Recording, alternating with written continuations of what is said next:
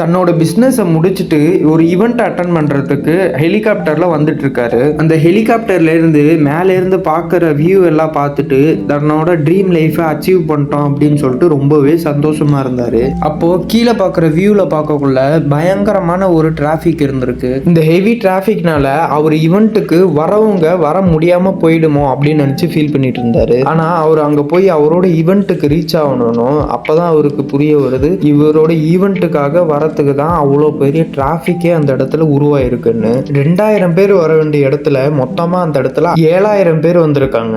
அந்த செமினார் ஈவெண்ட்டே பார்த்தீங்கன்னாக்கா கெப்பாசிட்டியே 5000 தான். அந்த இடத்துல 7000 பேர் வந்தனால பாக்கி 2000 பேர் அந்த இடத்துல இருந்து டிராஃபிக்கே உருவாயிருந்திருக்கு. நிறைய பேர் நம்ம டோனியை பார்த்து ரொம்பவே சந்தோஷப்பட்டிருக்காங்க, ஹேண்ட் ஷேக் பண்ணியிருக்காங்க. இதெல்லாம் நினைச்சு நம்ம டோனிக்கு ரொம்பவே சந்தோஷமா இருந்திருக்கு. இதே டைம்ல தான் அவருக்கு இன்னொரு தாட்டம் வருது. கொஞ்சம் வருஷத்துக்கு முன்னாடி ரொம்பவே சோகமான ஒரு பாட்டை கேட்டுக்கிட்டு ரொம்பவே கஷ்டத்துல இருந்து ஒரு ரூம்ல அடைஞ்சு உக்காந்துட்டு இருந்திருக்காரு. அவரு அதுக்கப்புறம் பட்டதெல்லாம் போதும், இது என்னோடய போட்டோம், இனிமேல் நான் என் லைஃபை சேஞ்ச் பண்ண போறேன் அப்படின்னு சொல்லிட்டு தான் நல்ல டிசிஷனா எடுத்து லைஃபையும் சேஞ்ச் பண்ணி காட்டியிருக்காரு. அவர் என்ன சொல்றாருனாக்கா, நம்ம எல்லாத்துக்குள்ளேயுமே ஒரு ஜெயிண்ட் இருக்கு, அந்த நம்ம ஜெயிக்கிற அளவுக்கு சக்சஸ்ஃபுல் ஆகிற அளவுக்கு அந்த ஜெயிண்ட் நமக்குள்ள வாழ்ந்துட்டு இருக்கு அப்படின்ற மாதிரி சொல்றாரு. அந்த ஜெயிண்ட் பாத்தீங்கன்னாக்கா எனக்குள்ளேயுமே இருக்காரு, இந்த வீடியோ பார்க்குற உங்களுக்குள்ளேயுமே இருக்காரு.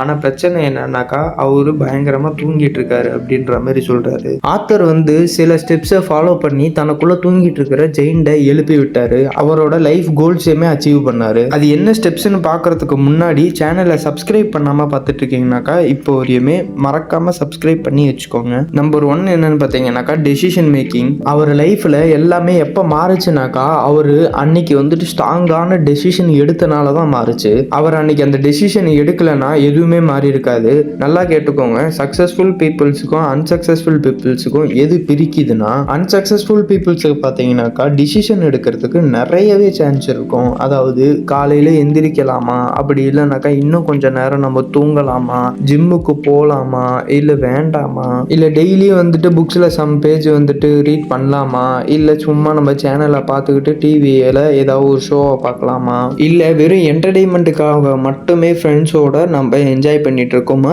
இல்லை ஏதாவது ஒரு மென்டார் கூட நம்மளோட டைமை இன்வெஸ்ட் பண்ணி ஏதாவது ஒன்று லேர்ன் பண்ணிக்கிறோமா அப்படின்றத பார்க்கணும். சக்ஸஸ்ஃபுல் பீப்புளுக்கும் அன்சக்சஸ்ஃபுல் பீப்புளுக்கும் என்ன டிஃப்ரெண்ட்னாக்கா, சக்ஸஸ்ஃபுல் பீப்புள்ஸ் நல்ல டிசிஷனை கண்டிப்பாக மேக் பண்ணுவாங்க. அந்த டிசிஷனை ரொம்பவே கிளியர் தாட்டாக எடுக்கிறனால தான் அவங்க சக்ஸஸ்ஃபுல்லாகவும் ஆகுறாங்க. மெஜாரிட்டி ஆஃப் பீப்புள்ஸுக்கு ஜெயிண்ட் ஏன் தூங்கிட்டே இருக்குன்னா, டிசிஷன் மேக்கிங்க்கும் அப்புறம் விஷுக்கும் அவங்களுக்கு டிஃப்ரென்ஸ் சரியா தெரியல. நிறைய பேர் நம்மள யோசிப்பாங்க, நாளையில நான் எக்ஸசைஸ் பண்ண போறேன், நிறைய ஸ்கில்ஸை டெவலப் பண்ணிக்க போறேன் அப்படின்ற மாதிரி. ஆனா நெக்ஸ்ட் டேவே பார்த்தீங்கன்னாக்கா இதெல்லாம் பண்ண மாட்டாங்க.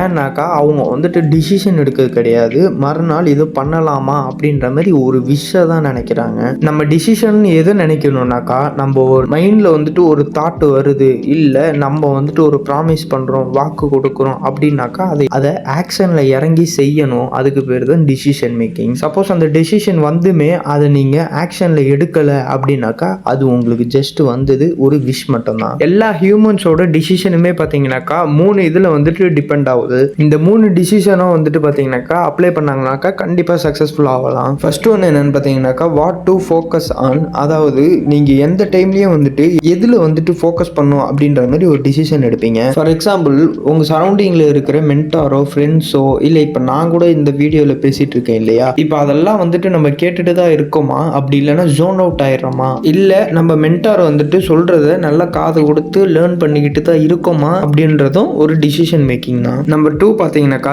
Things that mean to you. இப்போ இந்த வீடியோல சொல்லிட்டு இருக்கிறது எல்லாமே பாத்தீங்கன்னாக்கா யூஸ்ஃபுல்லா இருக்கா இல்ல யூஸ்லெஸ்ஸா இருக்கா அப்படின்றதையுமே டிசிஷன் எடுக்கிறது நீங்க தான். அடுத்து என்னன்னாக்கா வாட் டு டூ தென். இதுதான் ரொம்பவே இம்பார்ட்டன்டான டிசிஷன். இப்போ இந்த வீடியோ பார்த்து முடிச்சதுக்கு அப்புறமேட்டி உங்களுக்குன்னு தெரிஞ்ச தனிப்பட்ட செட் ஆஃப் கோல்ஸ் இருக்கும். அதை அச்சீவ் பண்றதுக்கான ஸ்டெப்ஸ் எடுக்க போறீங்களா, இல்ல நான் வீடியோ கேம்ஸோ இல்ல அது மாதிரி எல்லாம் நான் போயிட்டு என்டர்டைன்மெண்ட்டை கன்சியூம் பண்ண போறீங்களா அப்படின்றத டிசிஷன் எடுக்கிறதுல தான் இருக்கு. டோனி ராபின்ஸ் நீங்க ஒரு டிசிஷன் எடுத்து அந்த டிசிஷனுக்காக ஸ்டெப் பை ஸ்டெப் நீங்க முயற்சி பண்றீங்க அப்படின்னாக்கா அதுக்காக நீங்க எந்த ஒரு விஷயத்தையும் அச்சீவ் பண்ண முடியும் அப்படின்ற மாதிரி சொல்றாரு. நம்பர் செகண்ட் பாயிண்டா என்ன சொல்ல வர்றாருனாக்கா ட்ரிபிள் பி டெக்னிக். அதாவது ஒரு ஹியூமன் பிஹேவியர் பிஹேவியர் பார்த்தீங்கன்னாக்கா ஒரு டிசிஷன் எடுக்குது அப்படின்னாக்கா அது ரெண்டே ரீசனாக தான் இருக்கும். நம்பர் 1 பார்த்தீங்கன்னாக்கா டு அவாய்ட் பெயின், அதாவது நம்மளுக்கு வந்துட்டு பெயினை அவாய்ட் பண்ணும் அப்படின்ற மாதிரி நினைப்போம். நம்பர் 2 பார்த்தீங்கன்னாக்கா டு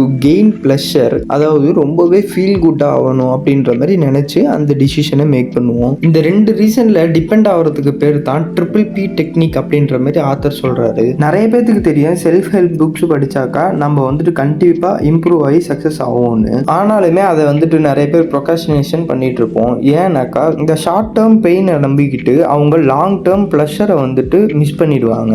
ஆக்சுவலாக ஒரு புக்கை வந்துட்டு மெமரி பண்ணுறது தான் பார்த்தீங்கன்னாக்கா ரொம்பவே கஷ்டம்.